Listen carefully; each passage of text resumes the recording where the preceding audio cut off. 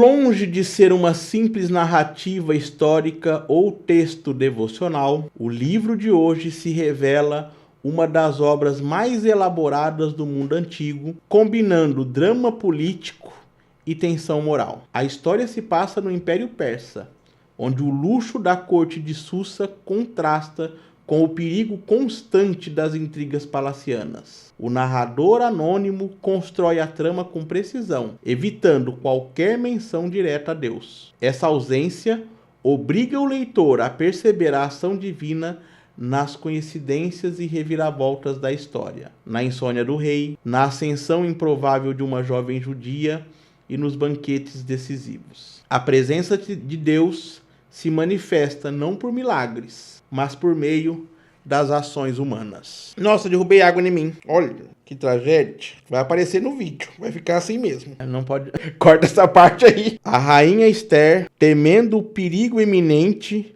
acorreu ao Senhor. Despojou-se de suas roupas luxuosas e se vestiu de luto.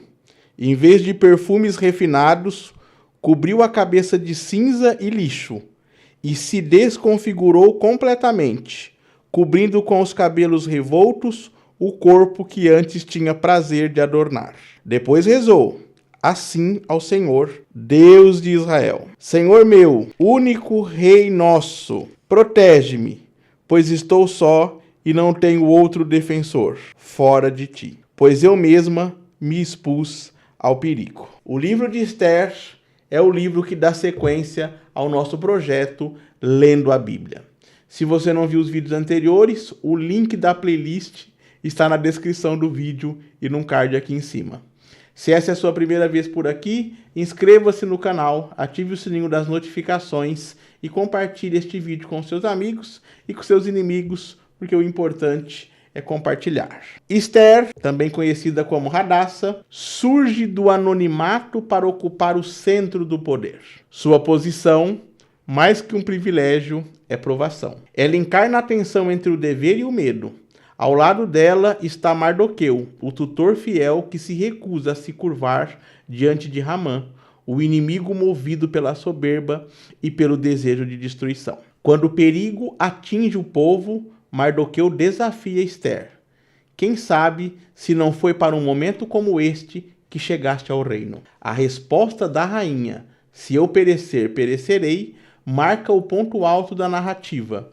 O jejum coletivo antecede sua decisão de agir. Esther escolhe o risco em nome da vida do povo, tornando-se exemplo de coragem e responsabilidade. O livro de Esther é uma reflexão sobre o poder, a ética e a fé silenciosa. Mostra que a justiça não depende de milagres visíveis, mas da ação de pessoas dispostas a agir com coragem, mesmo quando Deus parece ausente. O livro de Esther ocupa um lugar singular no cânone bíblico. Sua narrativa detalhada e dramática contrasta com a ausência de autoridade declarada, silêncio que convida à reflexão. Esse anonimato, comum em alguns livros do Antigo Testamento, não é um descuido, mas um dado interpretativo relevante.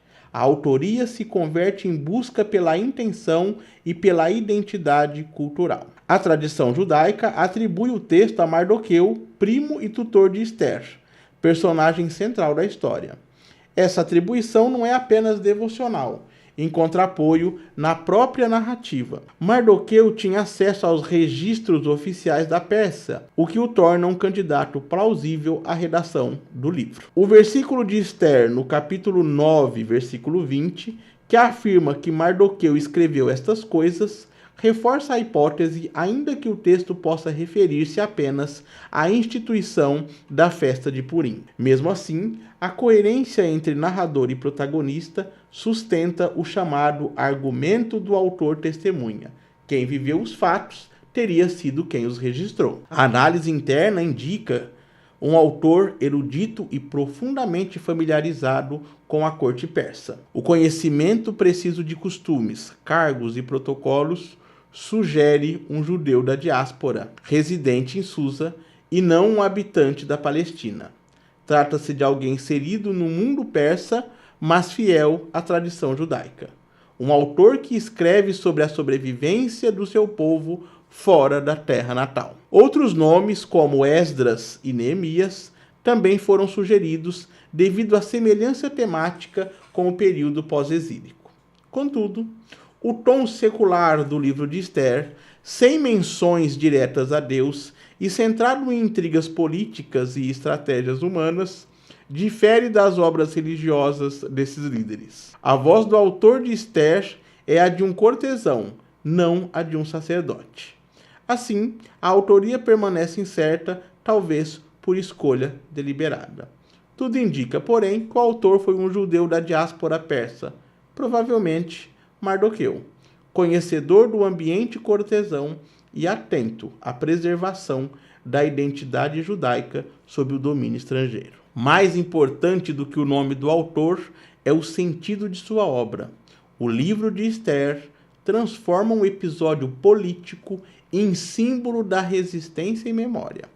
O autor, seja quem for, legou à tradição judaica não apenas uma história, mas a origem literária de Purim, a celebração da sobrevivência no exílio. O livro de Esther é uma narrativa construída sobre a experiência judaica na diáspora, apresentada como um drama palaciano ambientado no auge do Império Persa sobre o reinado de Assuero, geralmente identificado como Xerxes I, que viveu de 486 a 465 a.C. Os fatos descritos não são apenas episódios históricos, representam a condição vulnerável de um povo sujeito a decretos arbitrários em terra estrangeira. A cidade de Susa, sede da corte, simboliza o poder distante e absoluto. A dispersão dos judeus pelas 127 províncias cria a tensão central. Uma identidade frágil no espaço, mas resistente no espírito. Os personagens revelam a estrutura da história. Assuero representa o poder instável que, sem convicções morais, desencadeia tanto a ascensão de Esther quanto a perseguição aos judeus. Esther, jovem judia e órfã, torna-se rainha não por sua beleza em si, mas por seu papel decisivo na defesa do povo. Mardoqueu, seu tutor e oficial da corte, é o eixo ético. Sua recusa em se curvar a Amã desencadeia o conflito. Amã, movido por ódio pessoal, transforma uma ofensa individual em um plano genocida, decidido por sorteio. O elemento mais marcante é o silêncio de Deus. Nenhum nome divino aparece no texto. A ação divina se manifesta por meio de coincidências e reviravoltas. A queda de Vasti, a escolha de Esther, a insônia do rei, a leitura dos registros e a inversão dos destinos. A mensagem é clara. A providência age de forma oculta através de fatos humanos comuns. O enredo gira em torno da reversão. O plano de Amã se volta contra ele. A forca destinada a Mardoqueu é usada para sua própria execução. A honra que planejava para si é dada ao inimigo. Essa ironia reforça a ideia de que o poder humano é instável e sujeito a uma justiça maior. A narrativa culmina com a afirmação da identidade judaica. O dia marcado para a destruição se transforma na festa da libertação. A decisão de Esther, se eu perecer, perecerei, torna-se símbolo de coragem coletiva. O livro de Esther é um texto sobre resistência e sobrevivência no exílio. Mostra como fé, astúcia e coragem pode desarmar o ódio e garantir a continuidade de um povo, mesmo diante da arbitrariedade do poder. A estrutura e os temas do livro de Esther é notável pela ausência explícita de Deus e pela ênfase na ação humana e no acaso histórico. A representação do poder persa na figura do rei Assuero, a recusa da rainha Vasti, a ascensão estratégica de Esther e a função dos banquetes é eixo narrativo. Também aborda a inversão dramática que conduz ao triunfo judaico e à instituição do Purim. Por fim, compara-se a versão hebraica com os acréscimos gregos, que introduzem elementos religiosos e atenuam o caráter laico do texto original. Reinserir o livro de Esther no ciclo dos textos canônicos exige uma leitura crítica atenta. Por que eu digo isso? Porque Esther é o livro, sim, voltemos, que está em todas as Bíblias. A ausência do nome de Deus, longe de ser casual, é o núcleo de sua elaboração literária. O silêncio divino obriga o leitor a perceber a providência nas ações humanas e nas contingências históricas. Ambientada na Pérsia Aquemênida, cerca de 1,5 séculos após o exílio babilônico, a narrativa ocorre em Susa, capital imperial. Susa, é uma coisa mais ou menos assim. Durante o reinado de Xerxes I. A história adota um tom tipológico mais que histórico, retratando a corte como palco de poder volátil e manipulação. A estrutura se organiza em torno de banquetes que marcam viradas no enredo. O primeiro, de 180 dias para a nobreza e 7 para o povo, exibe a opulência do império. Meus amigos, 180 dias de banquete? Ora, é comida, hein? Nele ocorre o primeiro conflito, a recusa da rainha Vasti em obedecer ao rei. O gesto, interpretado como dignidade e resistência, desencadeia a reação desmedida do rei, que transforma o episódio privado em crise política. O decreto que reforça o domínio masculino no lar revela a fragilidade do poder imperial e estabelece o padrão de decisões impensadas que move o enredo. O concurso de beleza introduz Esther, jovem judia criada por Mardoqueu, que orienta sua estratégia de dissimulação. Sua identidade oculta e sua ascensão ao trono inauguram o ciclo de inversões que sustentam o livro. O antagonista, Amã, promovido ao segundo posto do império, exige reverência absoluta.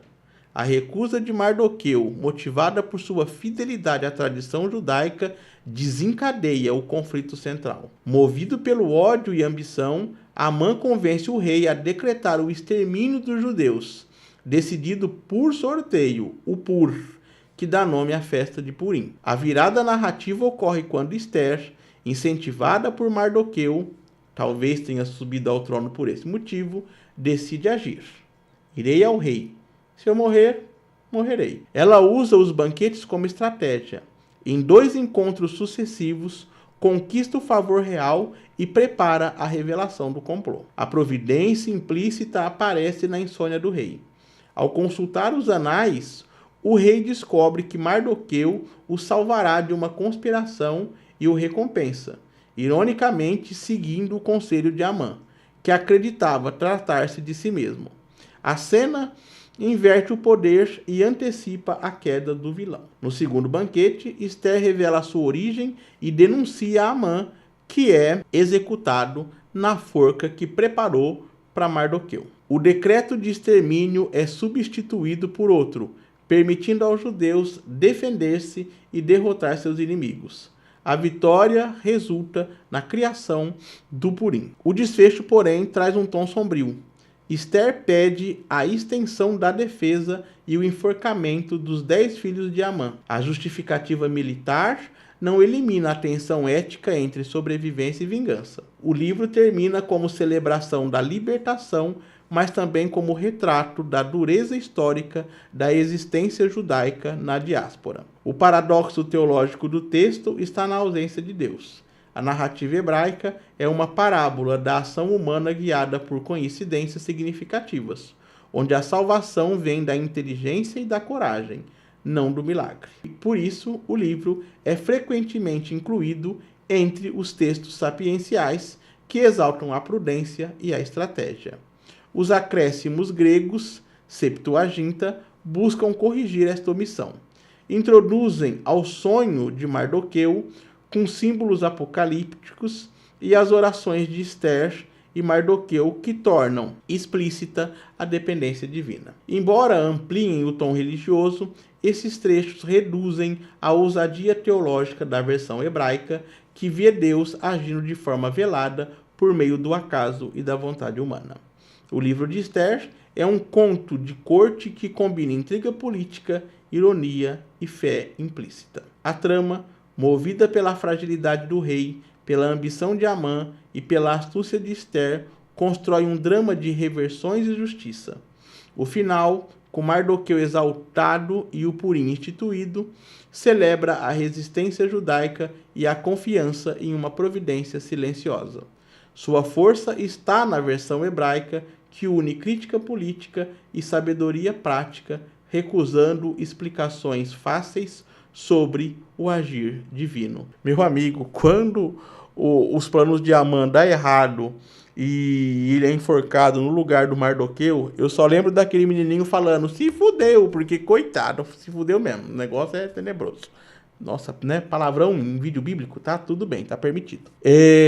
O livro de Esther propõe uma reflexão sobre a ação humana, o caso histórico e a presença divina que opera sem ser nomeado. Seu desfecho não encerra apenas uma trama, mas institui uma memória coletiva, a festa de Purim, que transforma a lembrança em rito e celebração. O silêncio divino, longe de ser omissão, revela-se como um recurso literário que convida o leitor a perceber a ação providencial disfarçada de acaso. A narrativa sugere que o sagrado pode agir por meio de decisões humanas comuns e de eventos aparentemente fortuitos. O clímax do livro não está apenas na derrota de Amã, mas na inversão total dos papéis. O perseguidor é enforcado na própria forca que preparou. O decreto de extermínio é substituído por outro de defesa, e o luto se converte em festa. Essa reversão, princípio central da tradição judaica, representa a restauração da justiça e da ordem ética. O enredo mostra que a vitória de Israel nasce da coragem e da sabedoria de dois personagens. Esther, antes uma órfã submissa, assume o risco de enfrentar o rei e transforma-se em agente da história.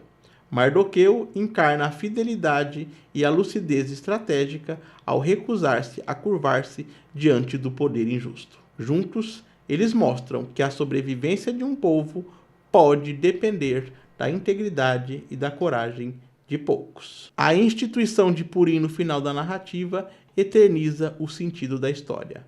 A festa transforma o trauma da perseguição e o alívio do livramento em memória e gratidão. A mensagem é universal. O mal pode parecer dominante, mas nunca triunfa sobre o propósito divino. O livro de Esther ensina que Deus pode estar presente mesmo quando não é mencionado, atuando nas dobras do cotidiano e nas decisões humanas. Sua ausência aparente é, na verdade, a forma mais profunda de presença. Esther e Mardoqueu triunfam porque reconhecem essa verdade e agem com coragem dentro da incerteza. Muito obrigado a você que assistiu ao vídeo até aqui. Se você gosta desse tipo de conteúdo, deixe o seu like, inscreva-se no canal e compartilhe. Esse é o Sempre um Livro, prazer da leitura.